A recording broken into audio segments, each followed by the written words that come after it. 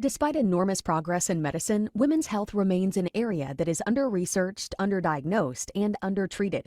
Every day, women struggle with diseases that affect them exclusively, disproportionately, or differently. Welcome to Artemis Women's Health Foundation, where we help to turn ideas into medical solutions.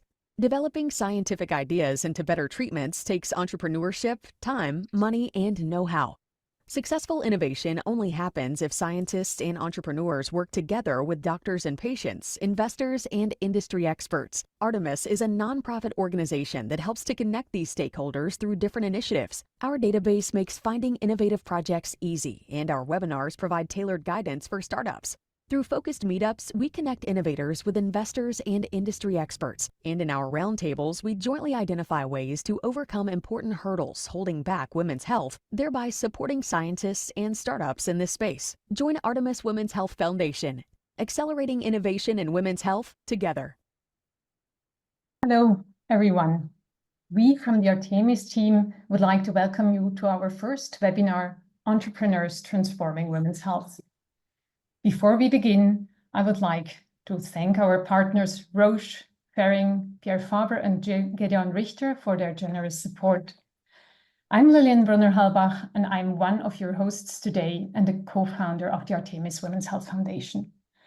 I myself have been working in pharma early research, drug development, commercialization, and business development before starting my current position at the University of Zurich, where I support researchers starting on an entrepreneurial career. As you have seen in the video, the Artemis Women's Health Foundation is a non-profit organization dedicated to accelerating women's health innovation on a global scale. Our mission is to connect innovators with key stakeholders, fostering the development and launch of new health solutions for women. But let's dive into this first webinar.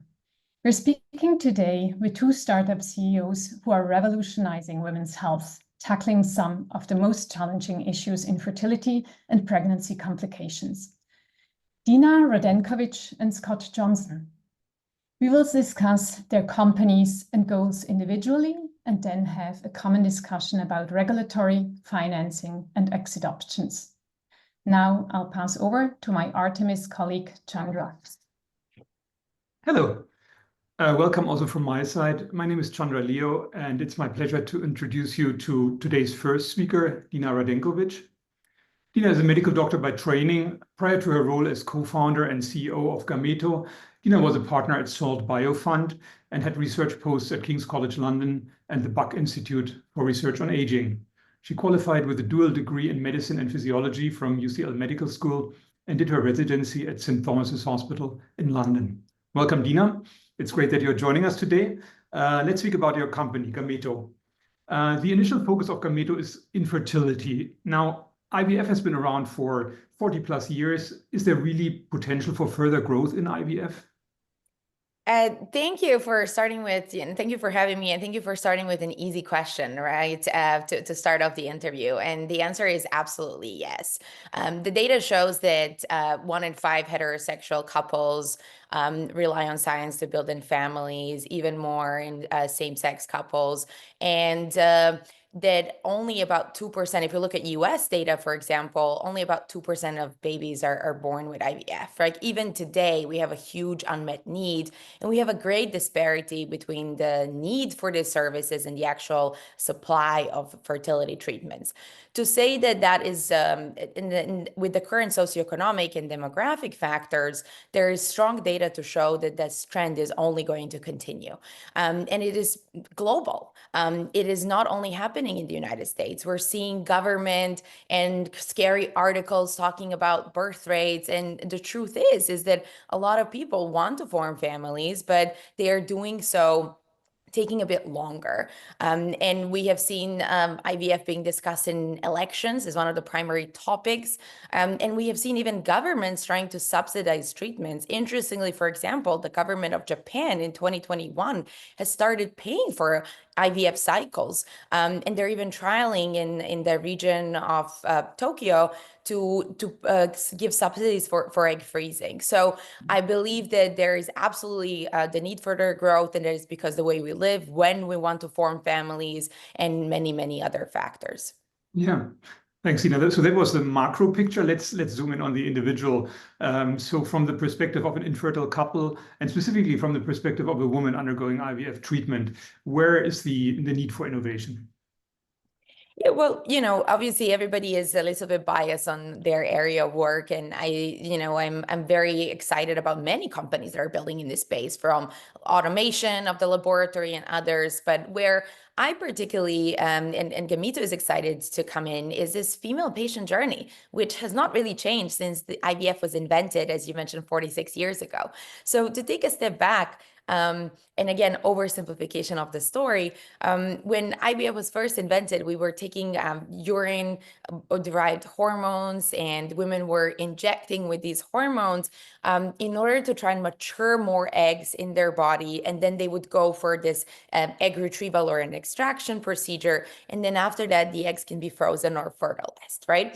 And if you think about it today, the process is very much the same. Even though these services are sometimes even advertised to women as empowering treatments that would allow them to extend their reproductive longevity, they're still fairly brutal on a woman's body and very difficult emotionally, physically, and psychologically and financially. So today, the process still involves 10 to 14 days of twice daily hormonal injections. Many products are still urine-derived, some are recombinant, and it causes women to have a bunch of side effects. It exposes them to a risk of hyperstimulation syndrome. And in particular, where it becomes a problem is the fact that on average, women need about 3 cycles to get a baby. So it is something you have to repeat, and that is when it becomes more and more difficult.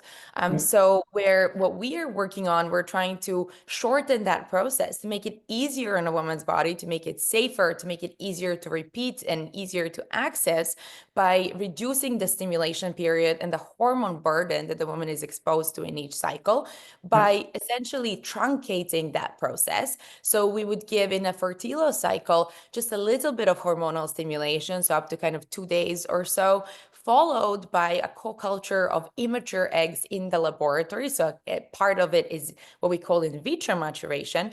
And then we could change something that lasts, 2 weeks into a weekend and make it shorter and more accessible. Yeah, thanks. So this is the process you just described, in vitro maturation. So the oocyte, the follicle kind of matures outside of the woman's body. When you started, so a lot of people, of course, know about IVF. Very few people, I think, know about in vitro maturation. When you started your company, what was the status of in vitro maturation, and how much experience was there already? Yeah, so honestly, it was very interesting because the way we were thinking about Gameto, right? Like Gameto is really a cell engineering platform where we take stem cells and we turn them into the cells of the female reproductive system. We build these ovaries in a dish and we use that as a model to study and understand the female reproductive system and come up with treatment solutions. So the idea really came from the fact that we realized that eggs do not develop in isolation. They do not mature in isolation. That they need is what we call ovarian support cell signaling. So what really Fertilo is a cell line of young engineered ovarian support cells. And what we do is that we recreate the young follicular environment in a dish. Now, that is technically in vitro maturation. And as you pointed out, since the start of IVF, there has always been this promise of in vitro maturation. Like everybody understands that if you could not need to do 2 weeks of injections, it would be much better. The problem is that, as you mentioned, in vitro maturation has historically just not had these success rates and has not had extensive trials. So there has never been a single phase 3 randomized controlled trial of in vitro maturation in the United States. There are supposedly over 10,000 live births with in vitro maturation. So it's not experimental. We did not invent it. There are FDA-approved products for in vitro maturation, mostly media for co-culture of these oocytes. And some of the recorded first live births come from 1991. So I would say in vitro maturation, no longer considered experimental, lower success rates, fewer studies, less data. So it has been mostly preserved for people who are contraindicated full IVF hormonal injections or cannot access it for whatever reason. So what we hope to do, we hope to bring the benefits of in vitro maturation without compromising on the efficacy as well as scientific rigor. So we are hoping to initiate and are working to meet the requirements of the FDA in terms of manufacturing and assay requirement to initiate the phase 3 trial of Fertila, which would be the first ever phase 3 of in vitro maturation, which, as we mentioned, has been around since 1991, first recorded live birth, right? So really changing it with cutting edge science. So first application of iPSCs and cell engineering in IVF and in women's health, as well as, first phase 3. So leading with robust data, and then the evidence will, guide us in the right direction, right? Yeah. Thanks. So that's super interesting. I think taking a field where on the one hand, a lot has been done already, but you're standardizing it, you're using cutting edge technologies, and you're taking it through a regulatory process. And we'll talk about that in a little bit, but thanks for that initial introduction to Gameto. We'll come back to some of the specific topics that you faced later on. But let's first hear about the second startup company today, Comanche. Over to you, Liliane. Yeah, thank you, Chandra. So Scott, so Scott, who will come to the screen in a second, I hope, is the CEO and hi Scott. Yeah, so Scott is the CEO and co-founder of Comanche Biopharma. Previous to this position, Scott was a co-founder, director, and chief medical advisor of the Medicines Company, which was acquired by Novartis in 2019. Prior to that, Scott was founding general partner at JSP Partners and a managing director of MPM Capital. Scott holds a Bachelor of Science in Chemistry and an MD from the University of Alabama, and his academic career included faculty positions at Harvard Medical School, the University of Colorado Medical School, and the University of South Alabama. Thank you very much for being here with us today, Scott. So your company tackles pre-eclampsia. What can you explain? What is preeclampsia? And sure. Thanks very much for inviting me. I'm always happy to talk about this topic. So preeclampsia is actually a common disease, relatively speaking, 3 to 8% of pregnancies worldwide, and which puts it into a category of actually being the most common complication of pregnancy, particularly if one looks at mortality and morbidity, because you have two patients here, that are affected by the disease. The mother, of course, has the symptoms, but babies suffer as well from having to be delivered prematurely. I was glad to hear Dina talk about the patient journey, because this is a condition which typically it's a third trimester disease, and it typically strikes women after what's been a relatively uneventful pregnancy. First trimesters, all the visits to the doctor and checkups, et cetera, are going fine. And then week 30, for example, a routine visit results in appreciation of hypertension, which is one of the most common typical side manifestations of the disease, and proteinuria.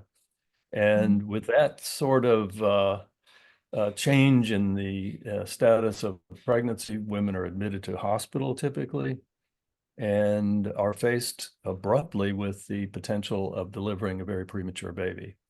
So I think, as Dina mentioned, the patient journey, this is a shocking sort of change for most women that have otherwise had a pretty normal pregnancy. One of the members of our board of directors is a woman, Allyson Felix, who is the most celebrated track and field Olympiad ever. And she, of course, would tell you that her body is about as healthy as it gets, in the sense of it's the basis of her livelihood, and her entire life really surrounded being an athlete. And yet at week 32, walked into her doctor's office and wound up in the hospital and had to deliver C-section prematurely within 2 days. So it's a striking and frightening episode that women who have this disease encounter. So you mentioned premature delivery. There are no other options. I mean, there is no medical treatment, like drug treatment available at the moment. No. I mean, the only real the only real way to treat this disease right now is to prematurely deliver the baby and the placenta. The reason being, the placenta is the source of a toxic protein that is really it's the cause. It's a protein we call soluble FLT1, sFLT1. And the placenta is really a big blood vessel, right? I mean, what is the placenta doing? It's transmitting in both directions, both nutrition to the baby and removing waste products. And it grows right alongside of the fetus over the 9 months, the 40 weeks of pregnancy.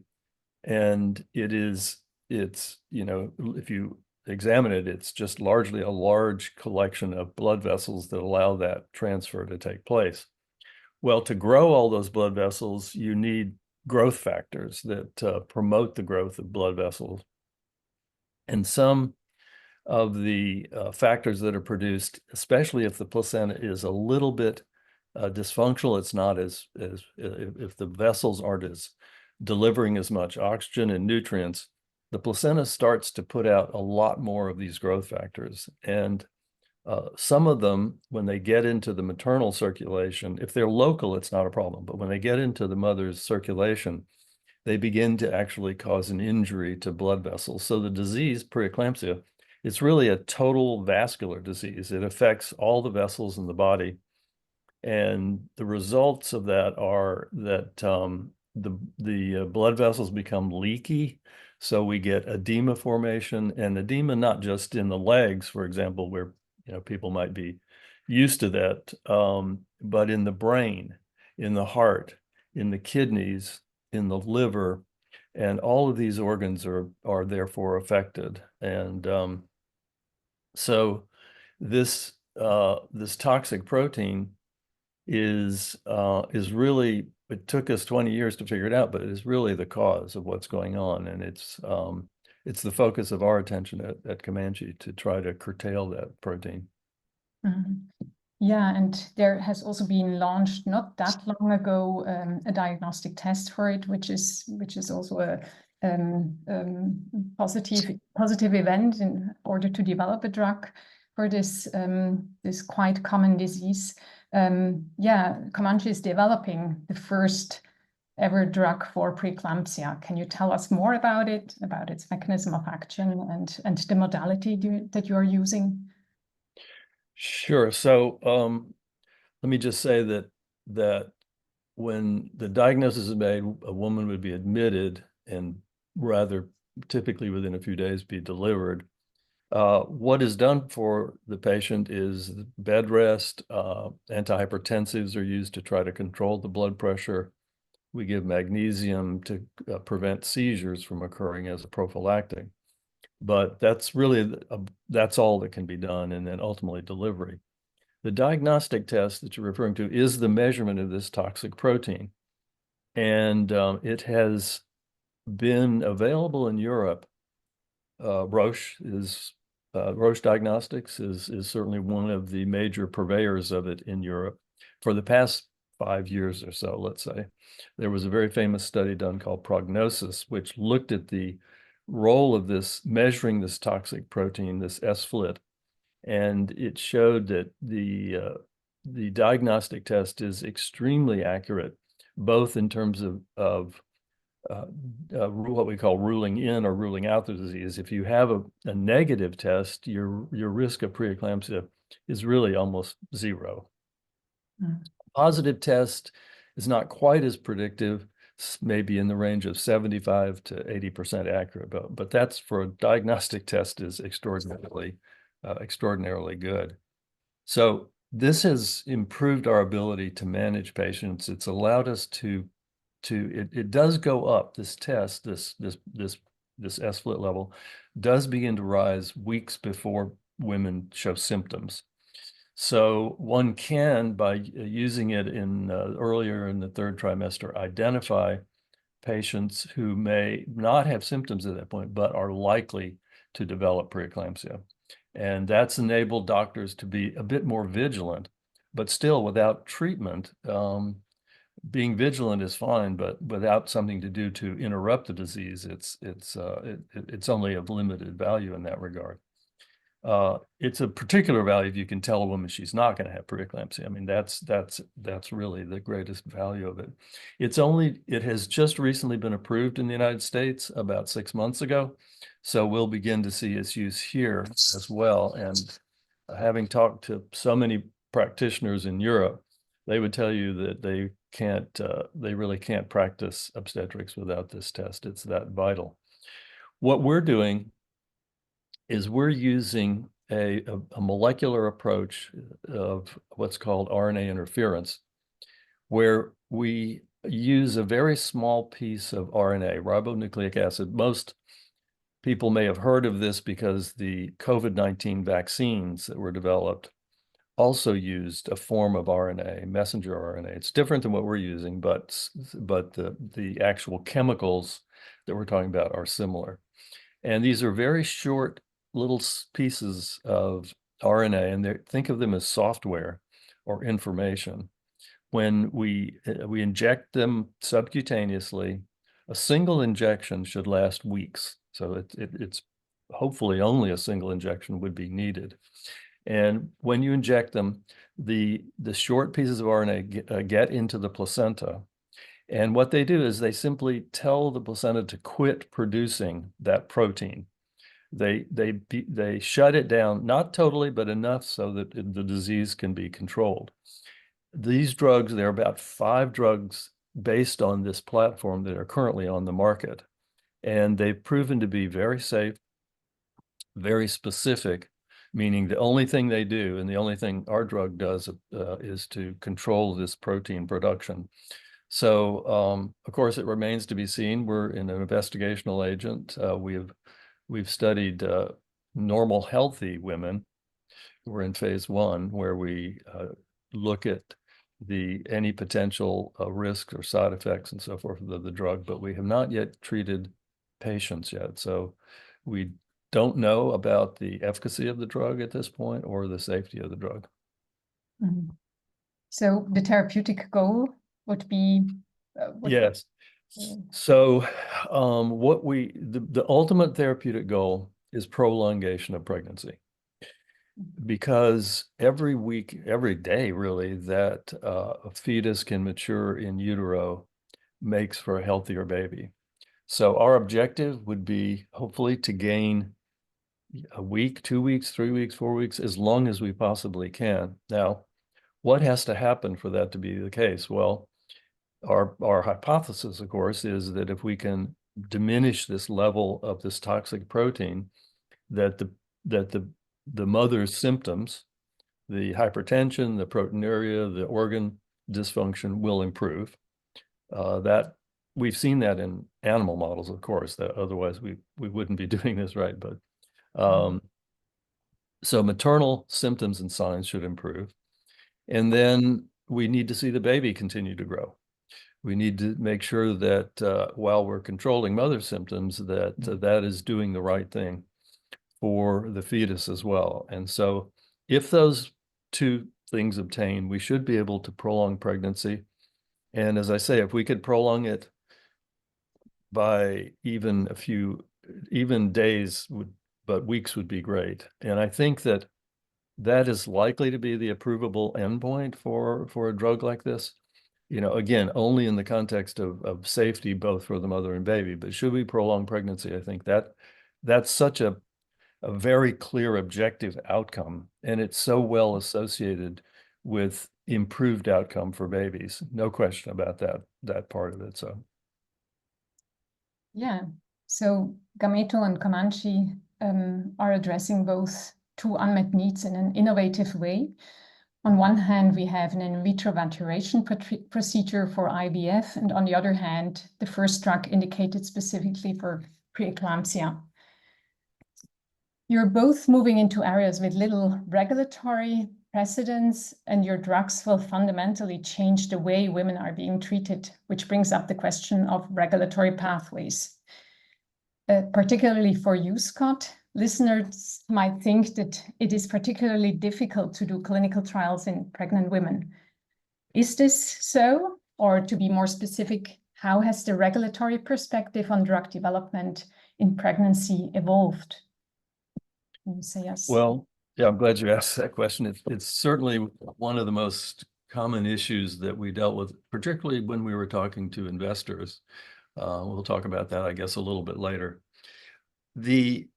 Actually, there is a very clear path to study pregnant women, and it's tragic that people believe that that's not possible. Now, it's not to say it's a normal pathway. I'll revert to a little bit of history of how pregnant women have been perceived in the regulatory environment. If you go back to the AIDS epidemic, when pregnant women had AIDS and there were medicines becoming available that needed to be tested, those women, of course, had a disease which needed treatment, so it would be appropriate to treat them, and also there was risk of their babies contracting AIDS.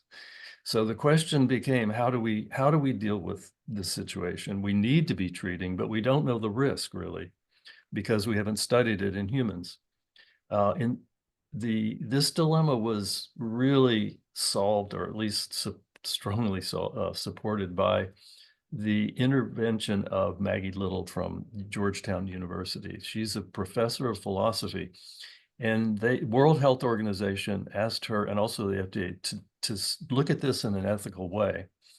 And Maggie will tell you that she only changed like 3 words in guidance documents. And the most important one that she dealt with was the term vulnerable. At the time that she undertook this task, a pregnant woman was classified as a vulnerable population. If you looked at the other categories of patients that fell in that in the vulnerable category, it was subjects like children, like inmates, like people that were mentally insufficient in some way or another. And she looked at that and said, these women have total agency. They're completely capable of making their own decision. And to consider them vulnerable is just wrong. They are complex. And that's the way she redefined this patient population. And I think it just set a new standard, set a new stage for managing patients in clinical trials. And now we have good guidance. It's clear from both ICH and certainly FDA and EMA documentation that there are clear pathways to manage these patients. We have to be very careful. We have to realize we have 2 subjects, not a single one. But all of that the pathway is established. The pathway is established, I think. Yeah, I think that's super interesting to hear, and it's great to open the way for more innovation also for maternal health issues. Now to you, Dina. Fertility is unlike other products or procedures used in the fertility space. From a US perspective, how is it viewed by the regulators, and what will it take to bring Fertility to the market or to the US market? Yes, thank you for the question. I first just want to say I myself had a baby 8 months ago. I didn't have preeclampsia, I had postpartum hemorrhage. I was actually a user of another women's health startup, but everything Scott said really resonated with me. And I think it just explains the lack of information and additional complexities that we as women's health founders and CEOs have to deal with. Similarly, with on a different level in fertility and IVF, you could argue that there has been very patchy regulation, with some areas being regulated and some not. And that stems also from history, in that IVF as a procedure was never really approved by the regulators. And many things used in IVF today, like embryo testing, intracytoplasmic sperm injections, have never gone through FDA approvals and FDA trials. On the other hand, a lot of media and a lot of things used in vitro, which is technically how Fertility is used, it's also have also often been approved as devices, class 2 medical devices, and without a randomized control trials. And then the hormonal injections, gonadotropins, have historically been more and more regulated as drugs and required more and more robust evidence. So when you start a biotech, and it goes kind of what Scott was saying, you don't know if your drug is necessarily going to work. You have promising early data, you have a plausible physiological mechanism, but medicine has always kept us humble, is that sometimes things don't work out, even if they, logically they should have, right? And that is a risk that you take when you start any biotech company, or the vast majority. Additional risk, I think, here is this more complex regulatory. And as you pointed out, Fertilo is effectively iPS-derived ovarian support cells, but it is used in the dish, and it has no action inside of the body. It's just releasing factors in a dish, and then you wash it, then you denude the eggs enzymatically, and then the eggs are either frozen or fertilized. If it's fertilized into an embryo, it goes into a totally different media setup. It's then frozen, then implanted months or years afterwards. So it has no action inside of the body. So legally, it does meet the definition of a device in the sense that it acts outside of the body. However, it also involves living cells. So we certainly had a lot of regulatory uncertainty with different people thinking, should this be regulated? Should it be a biologic? Should it be device? And we have worked with regulators across the world to find the suitable designation. In the United States, we're regulated as a biologic, so we are hoping to pursue a BLA pathway. However, in some other jurisdictions across the world, we're regulated as reproductive tissue. And then in some places, we're still on an unregulated reagent, because the in vitro practice of IVF is still unregulated. And that is why we are already clear to commercialize in some markets, whereas in the United States, we're hoping to meet the requirements to be able to initiate a phase 3 trial, right? So it's really that designation that kind of cuts what level of evidence you need for approval. And given the product is very novel, and that IVF itself is regulated and viewed differently, we ended up with a different designation, which is very common in our field. Yeah, thank you. Thank you very much. Now, regulatory certainty is essential not only for the regulators or for the clinical programs that you're planning, but also for attracting investor confidence. And with that in mind, I will now hand over to Chandra. Some more questions. Yeah, let's speak about financing, which is often a thorny issue for companies, specifically in women's health. Dina, you raised $33 million in the May of this year, and Scott raised more than $75 million in January.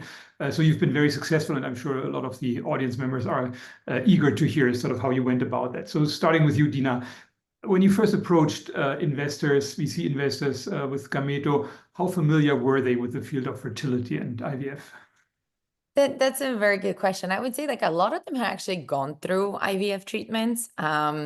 Maybe to become parents. Actually, we certainly have maybe a biased pool that the people who knew more about it had IVF parents. If you look at our investor base, a lot of them had actually gone through IVF treatments, but they have not necessarily seen companies on this side, right? So they were familiar perhaps as patients, or they know of their friends and going through IVF or egg freezing process. They've been seeing ads. They understand that it's a big deal, and it's a big, that it's a growing unmet medical need. But I would say there has been not so much education on the company side. And that is perhaps like one of the challenges of raising in women's health space, just fewer comparables and less educated teams than some other areas where there's so many more investments. So they're continuously seeing pitch decks, and it's just much faster for them to evaluate and diligence in an efficient manner. Sure. Yeah. So, I mean, I'm thinking oncology, immunology. Every VC investor sort of sees many of these companies every week. So, in the end, is it an advantage or a disadvantage to be in a space where there's so much fewer companies? Yeah, well, I mean, everything, right? I try to kind of look that nothing is, completely good or completely bad, right? So it's got its positives and negatives. I think the positive is that you're more memorable. It's perhaps easier to differentiate yourself simply because you're one of the very few companies operating in this space. The disadvantage, as you rightly pointed out, is that I think people often think about, similar companies competing in the same field. However, there are very few, particularly if we're talking large rounds like Series B, Series C, women's health investors, right? So we're talking to generalized biotech healthcare funds. And these funds have also been going through a financial downturn and have, limited pool of people who can have the expertise to diligence an area. And they are also trying to diligence all of the deals coming to them and, divert the capital to the best ones. So if they're seeing 20th deck of AI and biology that week, another oncology, immunology, weight loss company, their team of analysts and PhDs is extremely well versed and knows the area, has been at the last conference, seen the readouts. It's very easy for them to assess. And then when you come with this fertility deck, they're like, oh yeah, I've been through that treatment, it was very difficult with me and my wife. I had to inject, but then, oh, now I have to educate my team and we have to do so much research and we've never heard of this thing, IVM. And suddenly, that's going to take us so much more time. And there's the opportunity cost that comes with it of us missing the latest weight loss or AI and bio or cancer deal. So you need to kind of get them really excited, really interested, and really educated for them to be able to understand, why are you a different company? Why is this a unique proposition? Why is the science compelling? And why is this a good investment? So I guess that goes into kind of my advice is that because there are fewer companies in the space, and even things like, pregnancies in clinical trials, IVF in clinical trials are just less well known for people working in the industry. You have to take that extra mile and spend perhaps a little bit more time in times when you're not actively fundraising, but you're just keeping people educated and up to date with the developments of this field. And then as people get more engaged, it's an easy sell. You're talking about huge unmet needs. You're talking about half the population. You're talking about, massive growth, and you're still talking about lower valuations compared to some hotter areas of biotech. So, it's very easy for one to see why it's such a great investment, but they require a little bit more time and education. And that is because they just don't get educated on the job because there's only, a few of us. I'm sure you've seen it when you were trying to collect a list for the webinar series, right? You probably had more slots than biotech companies. No, that's great. And educating the larger life science environment, including investors, about women's health is clearly something that Artemis is also striving to do. Thanks for that perspective. Scott, moving over to you. So you've been in the biotech space for a few decades now as an entrepreneur and investor in other therapeutic areas and now in women's health. So how has your experience of fundraising in women's health been different? Well, I'd like to, first of all, I would invest in Dina's company. She's a compelling advocate for it. I think, and she's hit many of the clear points. This is not an area where many of the VCs have a lot of experience, and the result being that for them to seek support and diligence is difficult. And so I do believe that there are challenges here that are substantial, no question about it. And I have been on both sides. When you have a new oncology pitch deck, it's very easy to know, right, what do you need to do? What are the big questions? Where do you go get answers? And in our field with women's health issues, it's just not that easy to accomplish, diligence the way. And let's face it, people, when things are easier, they're more likely to get done.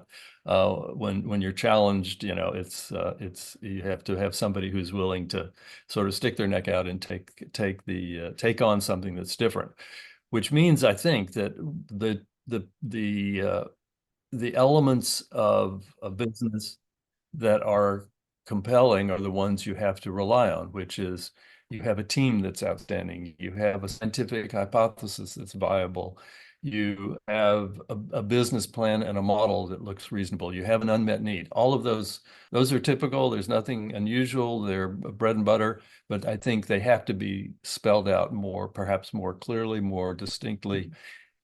I do think that, and Dina mentioned this, there are occasions, and we've come across this, where because of the prevalence of the condition, that you find on the other side of the table an investor who has experienced this, who's had pre-eclampsia or had a friend or a wife or a partner who's had this. And I will say that makes a difference. That does make a difference. And given how serious the conditions are we're talking about, one can gain traction in that fashion as well. I think that you have to look at both, as Dina said, the sort of committed women's health funds are not likely to be able to support the kind of rounds that we need, right? So absolutely essential that we seek the major VC investors, and that's the only way that these initiatives can get funded. But I do believe there's an appetite. I believe there's an appetite also in pharma, but it's dependent on those elements I was talking about, and she was as well, which is good, sound science and the ability to make a difference with substantial unmet need. Yeah. So you already made the transition to the next topic that we have on our agenda. Thanks, Scott. So let's talk about partnering and also exit strategy. Moving over to Dina again. So Gameto is in a therapeutic field where there are few existing players. So what does this mean for your partnering strategy? Well, I think, you mentioned it yourself, right? Like there are fewer pharma companies, but there are also fewer startups. So it goes on both ends. We are, for example, as I mentioned, clear to commercialize in some markets. We're even exploring some partnerships in certain jurisdictions. And just like, we have fewer potential pharma partners, they also are very hungry because there's very little that has been innovative brought to market. I would say it does make perhaps, when investors are diligencing your company, the M&A acquisition less likely because there are just fewer big pharma companies that even have women's health divisions, right? And I think even the ones that did have somehow in the past few years deprioritized it, and this is now public knowledge. So maybe the investors put less likely that they're going to have a good acquisition before standalone milestones. And that just means that you need to go further with clinical readouts by yourself. I think that, and again, being more capital efficient, trying to do more with less. So that is the downside of the product, but of being in this space with just fewer wealthy pharma and, as potential to acquire the company, let's say. But I think it's not that of a significant downside ultimately because there are also fewer innovators on that side. Yeah, thanks, Dina. And moving over to Scott. So I guess in pregnancy-related disorders, the situation is still different in that there are very few companies, pharma companies that have active development in this space. So how do you think about potential partners for commercializing your drug for pre-eclampsia? I think actually, Chandra, every pharma company would look at what we're doing because there is such a compelling scientific argument here. And when you have a therapy that is as precise and capable of controlling a disease that has no alternative, I really think we'll get a broader interest than might ordinarily be the case. Now, maybe I'm kidding myself about that, but I'd like to think that's true. I do think a lot of what Dina said I would agree with, though, and I think that the traditional pharma companies that have focused on women's health are, first of all, they're few and far between. It's few and far between, and then pregnancy is adds another layer to it, I believe. So don't look at it as lightly, but I do believe that we'll have more interest. And we've already had a considerable amount of interest, I will say, of parties that you might not have thought about in terms of, certainly not thought about in terms of women's health. Some of the companies, I'll say, I won't say more enlightened companies, but have looked at us as more of a cardiovascular disease. The women who get this, who have an episode of preeclampsia, they have instantaneously about a 4-fold increased risk of stroke and heart attack for the rest of their life. So this is, there are some ways of looking at this that take you away from just what would be considered certainly traditional women's health. Yeah, no, that's super interesting. Also, of course, hope is that with more women's health innovation moving through the pipeline, that more and more pharma companies will get involved and become partners and acquirers for women's health companies. So thanks for these insights. I think we're already moving towards the final questions. Moving over to Liliane. I think you have a question prepared for each of our speakers. Yeah, correct. So first I would like to ask Scott, what do you think that needs to happen to help move women's health more into the focus of more VC investors and pharma companies? Success, I think. I think, we're in the vanguard here to a certain degree. I believe that if we successfully accomplish what we're out to do, which is to control preeclampsia and prolonged pregnancy, and if Dina does as well, I think that's the kind of thing that will make a difference. There's nothing better than seeing a product move into the marketplace and actually make a big difference. The value proposition here is huge for us. We look at both the cost of caring for women and the neonatal ICU costs for premature babies, and also societal costs downstream, both for moms who will potentially suffer cardiovascular disease prematurely, and also infants who are born prematurely certainly have special needs which continue for years on end. So I think the value is there, and we just need to succeed. Yeah, I think we all agree that there is a huge opportunity and high unmet needs in these areas still. So over to you, Dina. Looking back at the Gameto journey so far, what is one key learning or piece of advice that you would share with other entrepreneurs in the women's health space? Well, complex question. If I could maybe break it down into two. The first one is to kind of reflect on the Gameto journey for the speakers, is that if we kind of we started really from the idea, we started from the principles that ovarian biology is not replicated the way we experience infertility, menopause, diseases of the reproductive system is not replicated in other species. They're similar to humans that we can study. And we built these stem cell derived ovaries in addition, use that to develop a pipeline with the lead asset, Fertility, that we've discussed at length for in vitro maturation of oocytes. Given our different regulatory designation, we have already started clinical pilots in some jurisdictions ex-US. Currently, our most advanced pregnancy is progressing healthily in the third trimester. So what we are really excited about is, seeing the first fertile baby. We're hoping to initiate the phase 3 trial. So really reflecting on this journey, I think it's all of the stressors that we discussed, from challenges from regulatory to financing. We're at a very unique moment where we hope to start seeing the positive impact on patients and on women and the society. And the most advanced pregnancy, our patient said one thing she wants to see is if she's for a second baby, to have another fertile cycle. She never wants to inject again. So that is, the most rewarding and fulfilling. And I think that goes into what would I recommend to other entrepreneurs trying to innovate in this space.